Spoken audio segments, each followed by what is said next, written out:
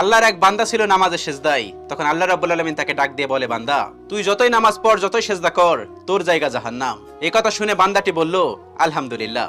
আল্লাহ তখন বলে, এই বান্দা, জাহান্নামের কথা শুনে কেউ আলহামদুলিল্লাহ কয়? বান্দা তখন বলে, আল্লাহ, জাহান্নামের মালিকও তুমি, জান্নাতের মালিকও তুমি।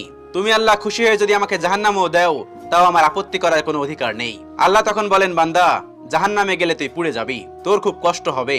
বান্দা তখন বলতেছে, আল্লাহ, কষ্ট শুধু আমার হবে না, তোমারও হবে। আল্লাহ তখন বলতেছে, বান্দা, তুই পুড়বি জাহান্নামের আগুনে, আমার কষ্ট হবে কেন? বান্দা তখন বলে, আল্লাহ, কোনো মায়ের কোল থেকে যদি কোনো বাচ্চা পানিতে পড়ে যায়, তাহলে কোনো মাই দূরে দাঁড়িয়ে থাকতে পারে না, দৌড়ে গিয়ে বাচ্চাকে কোলে নেয়। আমার বিশ্বাস ওই মায়ের চেয়ে কোটি কোটি গুণ দয়া তোমার বেশি। আমাকে জাহান্নাম দিলে তুমিও আল্লাহ শান্তি পাবে না। আল্লাহ তখন বলে, বান্দা, এই দলিল তুই কই পাইলি? বান্দা তখন বলে, আল্লাহ, আমাদের জাতির পিতা ইব্রাহিম আলাইহিস সালাম তোমার প্রেম মুখে নিয়ে যখন নমরুদের আগুনে পড়ে গেল, তার আগেই তুমি বলে দিলে